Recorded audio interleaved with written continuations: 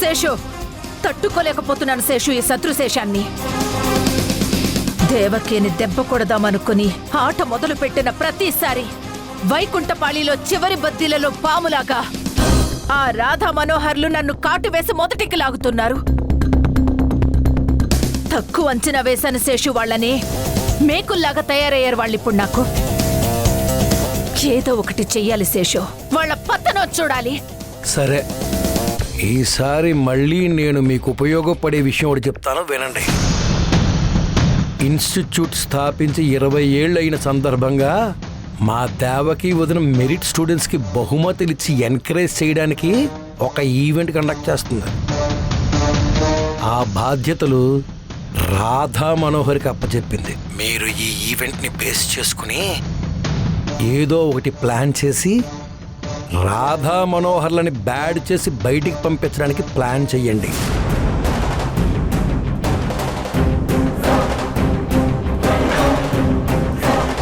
ఓహో, merit students కి బహుమతులిచ్చి పత్రికల్లో ప్రకటనలిచ్చి సంస్థ 20 ఏళ్ల ఉత్సవాలు చేస్తుందా? పబ్లిసిటీ స్టంట్లు బానే ప్లాన్ చేస్తుంది. ఈవెంట్ ఎప్పుడన్నా? పూర్తి వివరాలన్నీ పర్ఫెక్ట్గా తెలుసుకుని మీకు అప్డేట్స్ ఇస్తూ ఉంటాను. ఈ ఈవెంట్ వాళ్ళు ఎంత భారీగా చేయాలనుకుంటున్నారో మీరు కొట్టే దెబ్బ అంత బలంగా ఉండాలి. నువ్వైతే అప్డేట్లివ్వు. ఈ ఈవెంట్కి వాళ్ళకి ఎండ్ కార్డ్ నేను వేస్తాను.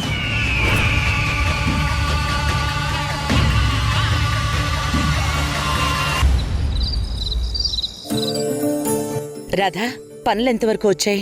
మేడం, మెరిట్ పిల్లలకి సంబంధించిన లిస్ట్ అంతా ఫైనల్ అయిపోయింది మేడం. మనం అనుకున్నట్టుగానే ఏర్పాట్లన్నీ సక్సెస్ఫుల్ గా ప్రాసెస్ అవుతున్నాయి మేడం. సూపర్ రాధా. అయినా నీకాయన అప్పచెప్పారంటే పనులు అవ్వకుండా ఉంటాయా? మనోహర్, మీ వ్రతం కంప్లీట్ అయినట్టేనా? అయిపోయారంటే sir, by God's grace.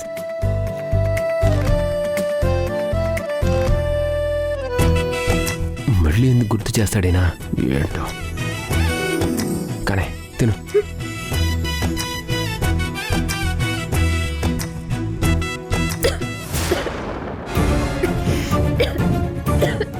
Water తాగమ్మా. రాజా, చూసుకోవాలి కదా.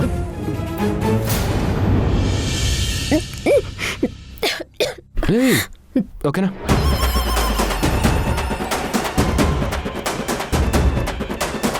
వాళ్ళు చూస్తున్నారు.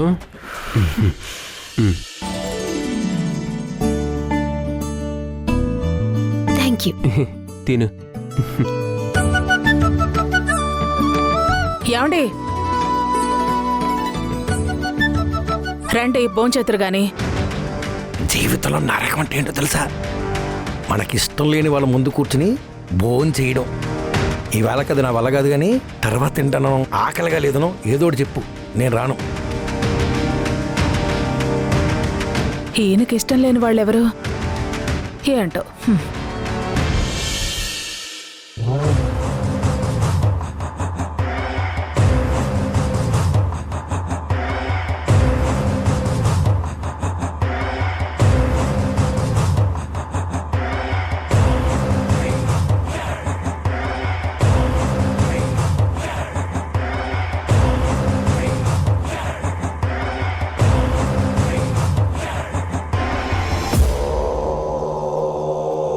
నమస్తే మేడం. నమస్కారం చలపతి, ఎలా ఉన్నావు? మీ దయ వల్ల బాగానే ఉన్నాను మేడం. ఈవిడ గారు నన్నెంత అర్జెంటుగా ఎందుకు పిలిచింది అని ఆలోచిస్తున్నావా? ఏదో ముఖ్యమైన పని లేకుంటే మీరు కబురు పెట్టరని నాకు తెలుసు మేడం. ఏంటో చెప్పండి. ముఖ్యమైన పనే అనుకో. 25 ఏళ్ల క్రితం నీ చేత నా శత్రువు దేవకీ కూతుర్ని కిడ్నాప్ చేయించాను, గుర్తుందా?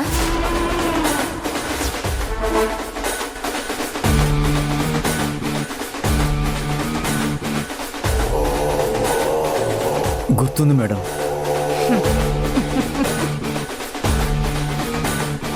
నువ్వేమో దాని కూతుర్నెత్తికెళ్ళి ఈ లోకంలోనే లేకుండా చేశావు. కానీ ఆ పిచ్చి దేవకి మాత్రం లోకంలో ఏదో మూలన తన కూతురు క్షేమంగా ఉంటుంది అనే భ్రమలో ఇన్నేళ్లుగా తన పాప కోసం వెతుకుతూనే ఉంది. ఆ దేవకి పడుతున్న ఆరాటం బాధ చూస్తుంటే నాకు తృప్తిగా, తనని గెలిచినంత గర్వంగా ఉంటుంది.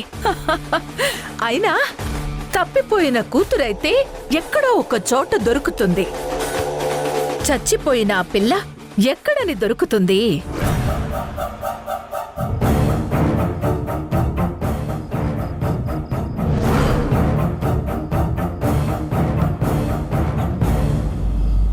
అలా బిగుసుకుపోయావేం చలపతి? అబ్బే అదేం లేదు మేడం. జరిగింది గుర్తు చేసుకుంటాను అంతే. మీరు చెప్పండి మేడం. ఇన్నేళ్లైనా కూతురి కోసం దేవకి వెతకడం ఆపలేదు.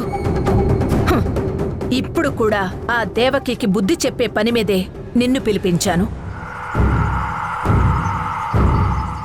తన కూతురు చచ్చిపోయిందని తెలియక ఆ దేవకి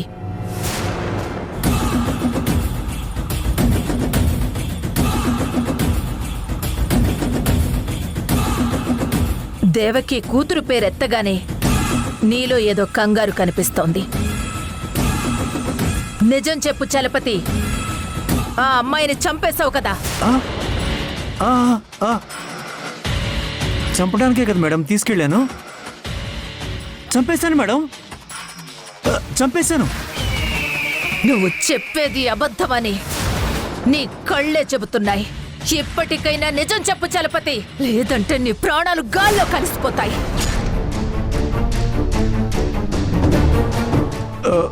మేడం మేడం అది ఆ రోజు ఆ పాపని చంపడానికి ప్రయత్నించాను, కానీ అమ్మో, అసలేమైందో ఈవిడికి పూర్తిగా తెలియకపోవడమే మంచిది. చెప్పు చలపతి. అదే మేడం, తనని చంపబోతుంటే నా చేయి కొరికేసి తప్పించుకొని పారిపోయింది. ఆ తర్వాత వెంబడించాను మేడం. ఆ పిల్ల చాలా గడుసుది మేడం, చేతికి చిక్కకుండా పారిపోయింది. ఎలాగో తిరిగి రాదు కదా అని మీకు భయపడి అబద్ధం చెప్పాను. నార్మల్,